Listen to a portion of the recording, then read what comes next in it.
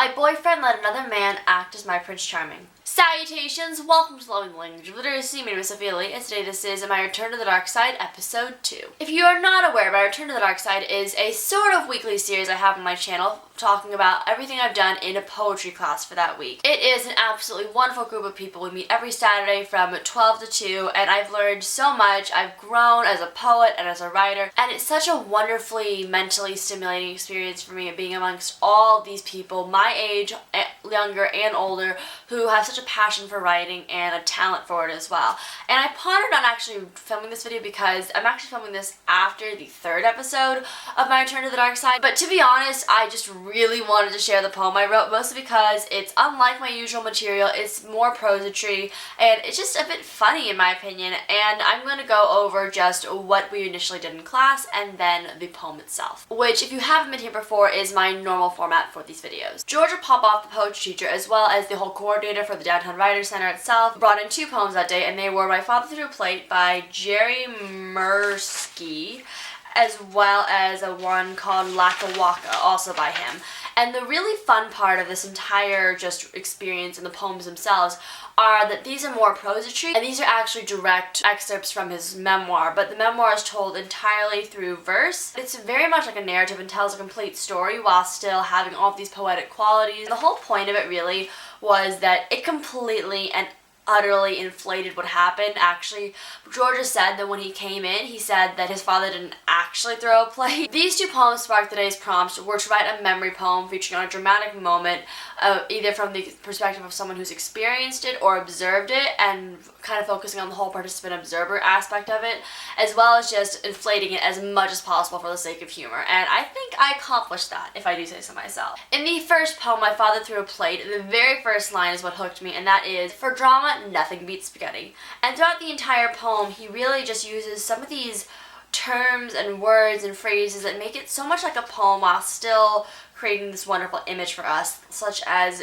equanimity, which I didn't even know was a word, as well as using feathered in terms of a verb. My mother withdrew to the den where, lying on the couch, she feathered the pages of a magazine. I absolutely love that, and I'm determined to kind of just steal that line and the use of the word for a future poem, as well as the line, "I didn't need to be told at that moment that it was okay to leave the table, leave the plates and silverware so much like prop and clutter." I love the way he presented it to us, and then the very last stanza is what wrapped it all up for me and really just cemented my love for him as a poet, even though this was the first poem I ever read by him, and that is, "That's how I keep the spaghetti. A souvenir, a distinction, the exception that proves the rule. I've ever had pause for a moment and then began its slow and savory descent to the dining room floor." The second poem, Laka Waka, is about this young man, obviously him, who goes to his girlfriend's house and encounters quite strange things.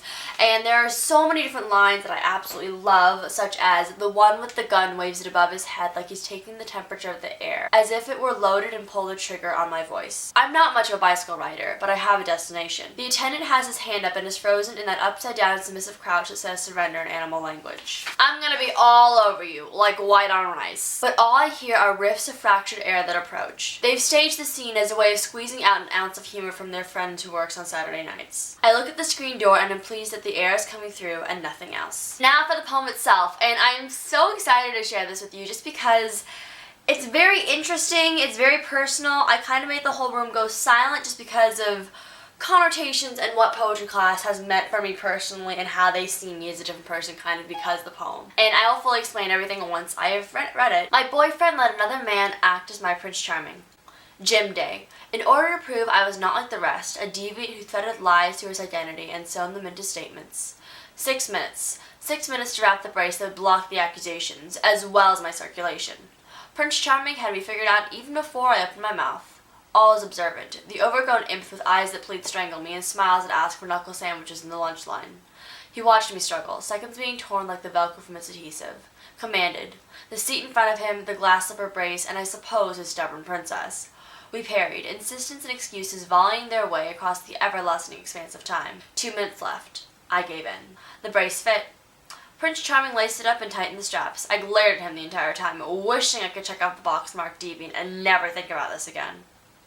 Instead of proving the absence of true love, he confirmed the reality of our relationship, that I had needed him. My boyfriend laughed about it later. After all, he and Prince Charming are best friends. But I don't know if this fairy tale should have ended differently. The funny thing about this poem is that about a month ago I got tendinitis in my left foot, and because of this I've had to wear a brace for every gym class.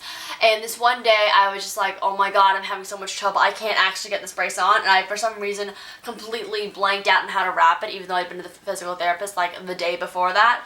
And I was in homeroom, gym was the very next period, and I was struggling so much to actually get it on. So this guy, I'm not going to say his name in case anyone's watching or people that might know of him, we're in the same homeroom, and because we sit in alphabetical order, our names are very close together. And to the guy in front of him, he was like, you get out, I'm doing this brace for Sophia. And he made me give him my foot and did the brace for me. And that was a very interesting experience, especially because I have this like love-hate, mostly on the hate side of it, relationship with him.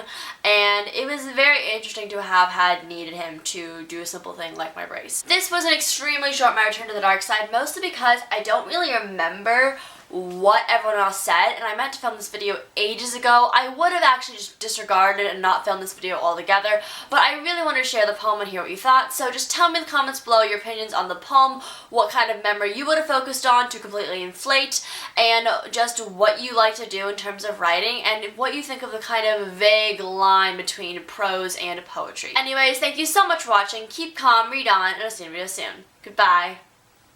If you enjoyed this video and would like to see more like it, give it a big thumbs up and leave a comment below. All my social medias are my face at SLSBooks, and my previous videos are below me.